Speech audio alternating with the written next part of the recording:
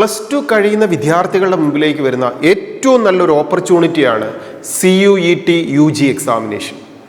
ഈ എക്സാമിനേഷൻ വഴി നമുക്ക് അഡ്മിഷൻ ലഭിക്കുന്നത് മൾട്ടി ലെവൽ കോഴ്സുകളിലേക്കുള്ള ഒരു എൻട്രി ഓപ്പർച്യൂണിറ്റിയാണ് CUET നമുക്ക് ഓപ്പൺ ചെയ്തു തരുന്നത്. ഇത് നമ്മളൊരു അവസരമാക്കി പ്രയോജനപ്പെടുത്തണമെങ്കിൽ 2 എലിജിബിലിറ്റികൾ നമ്മൾ സാറ്റിസ്ഫൈ ചെയ്യണം.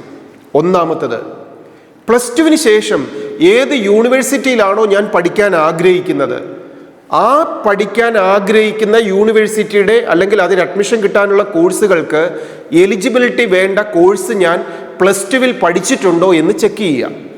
എക്സാമ്പിൾ, ഇപ്പോൾ ഡൽഹി യൂണിവേഴ്സിറ്റിയിൽ ഒരു കോഴ്സ് അല്ലെങ്കിൽ അഗ്രികൾച്ചർ യൂണിവേഴ്സിറ്റിയിൽ ഒരു കോഴ്സ്, ആ കോഴ്സിന് അഡ്മിഷൻ കിട്ടണമെങ്കിൽ ഫിസിക്സോ കെമിസ്ട്രിയോ ബയോളജിയോ ആണ് പഠിക്കേണ്ടതെന്ന് എലിജിബിലിറ്റി ഉണ്ടെങ്കിൽ അത് നമ്മൾ +2വിൽ പഠിച്ചിട്ടുണ്ടോ എന്ന് ചെക്ക് ചെയ്യുക. അല്ലെങ്കിൽ ഒരു കൊമേഴ്സ് പഠിച്ച കുട്ടിക്ക് അല്ലെങ്കിൽ ഹ്യൂമാനിറ്റീസ് പഠിച്ച കുട്ടിക്കാണ് ഇന്ന യൂണിവേഴ്സിറ്റിയിൽ ഇന്ന കോഴ്സിന് അഡ്മിഷൻ കിട്ടുന്നതെങ്കിൽ ആ എലിജിബിലിറ്റി നമുക്കുണ്ടോ എന്ന് ചെക്ക് ചെയ്യുക ഒന്നാമതായിട്ട്.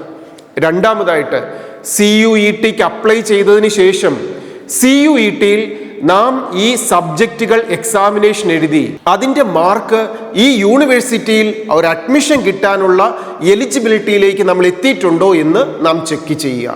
ഈ 2 എലിജിബിൾ കാറ്റഗറികൾ സാറ്റിസ്ഫൈ ചെയ്താൽ നമ്മുടെ മുമ്പിലേക്ക് ഓപ്പൺ ആവുന്നത് ധാരാളം യൂണിവേഴ്സിറ്റികളിലെ വിവിധ കോഴ്സുകളിലേക്കുള്ള അവസരങ്ങളാണ്. അത് മെഡിക്കലെന്നോ എഞ്ചിനീയറിംഗെന്നോ മാത്രമല്ല, ധാരാളം മേഖലകളിലേക്കുള്ള സാധ്യതകളാണ് CUET നമുക്ക് സാധ്യമാക്കി തരുന്നത്. Study well, enjoy your future. All the best.